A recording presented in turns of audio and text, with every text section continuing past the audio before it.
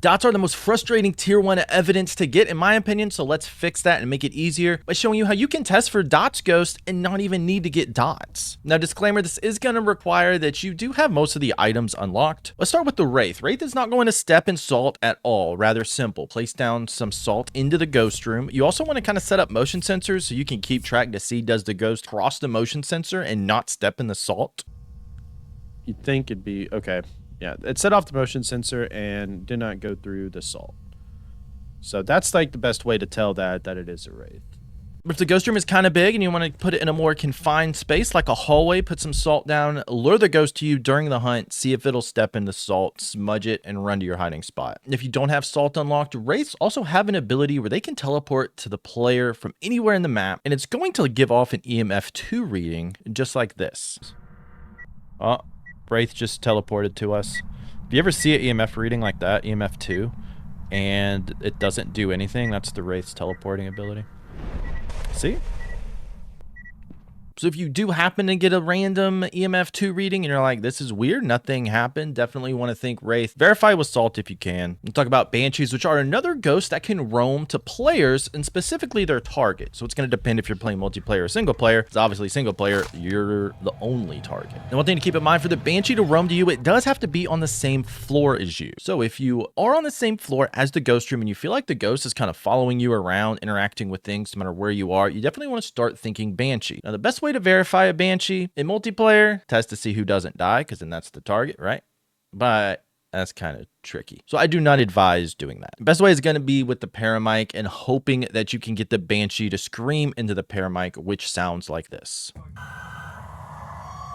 It's a Banshee! Let's go! Next, let's talk about Phantoms, which is another ghost that will roam to the player, but this time it doesn't matter the floor. They can just roam anywhere. So again, if you hear a lot of interactions around you, no matter where you are on the map, definitely want to think could be a roaming ghost like a Phantom. And there are two ways to identify the Phantom. The easiest one being is try to take a picture of the Phantom during a ghost event. If the ghost model goes away, you know you're dealing with a Phantom. Okay, so you saw how it disappeared, but we can also still hear it. But it was not there. That's the Phantom. The other, if the ghost is not wanting to do a lot of events, is to look at the ghost during the hunt. Now, this is definitely a lot more difficult, but Phantoms during the hunt will not show their physical ghost model form as long as other ghosts, they stay invisible longer. And this is an example of what I'm talking about. Hiding spot right there, so. See, like, this is going to be a Phantom. That's going to be a Phantom. If you saw how invisible it was, like, see how it stays like invisible for a while? And we can't see the ghost at all. It's a Phantom. And that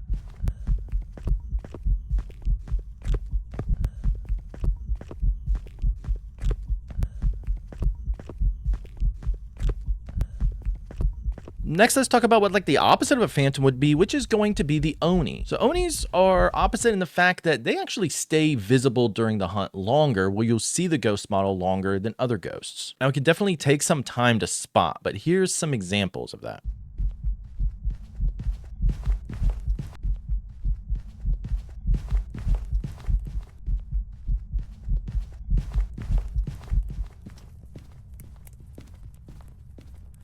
So if that sounds too hard, too difficult, let's go over some other ways. First, you can actually rule out Onis if the ghost ever does an air ball or miss ball ghost event. That's where you see the little ball of air come towards you and then the ghost breathes on you.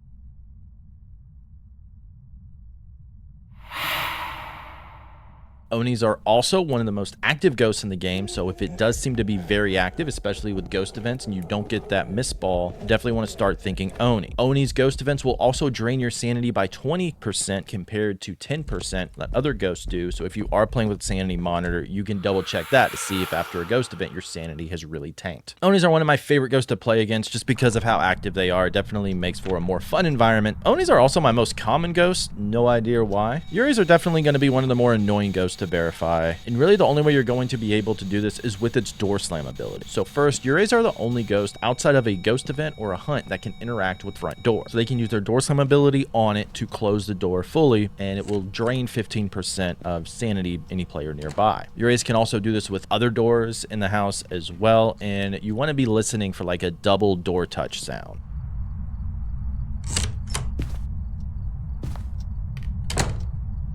This is why I advise whenever you do find the ghost room, leave like the door to the room open if you have one there, just to keep checking for a Yurei. Apparently Yureis can also open doors too. I don't know, this was a very weird situation that I had. Still kind of confused by it. Walks to and from the truck.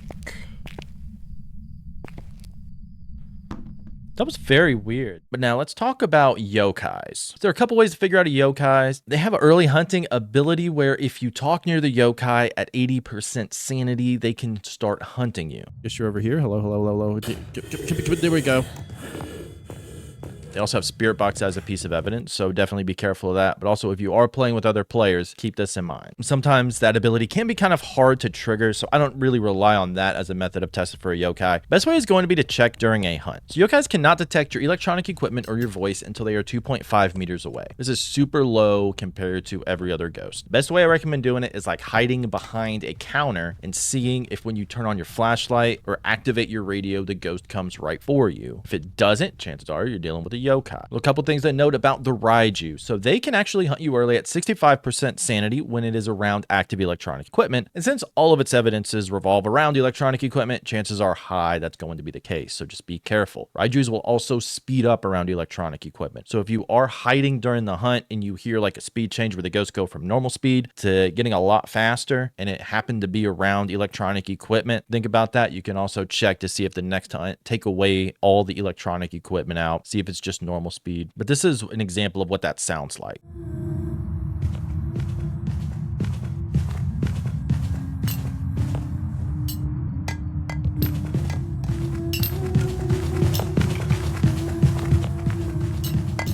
Next, Deogens are really easy to spot during a hunt. You just have to be super careful with them. So Deogens, you cannot hide from them. They will automatically find you. And as the closer they get to you, the slower they are. So it'll be really fast to try to catch up to where you are, and then they start slowing down. So they can be very easily loopable without needing anything. And if you are thinking the ghost is possibly a Deogen, I definitely recommend carrying an incense so you don't just run to a hiding spot, hide, and then the ghost kills you. If you do listen to that slowdown and you are in a hiding spot and don't have an incense on you, you can, depending on the size of the room and the hiding spot, try to walk around the ghost because of how slow it is. You can kind of create distance. And we're dead. Oh wait, this is a Dio. Please don't kill me. Please don't kill me.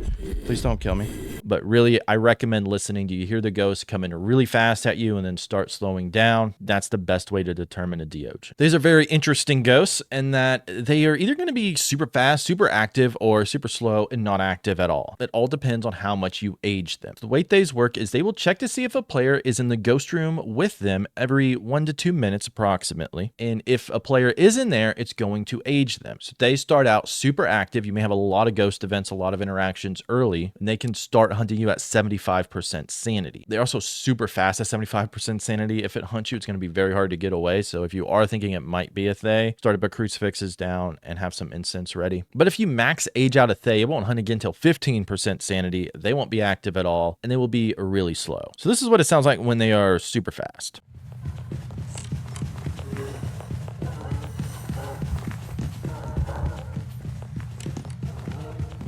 This is what it looks like at max age.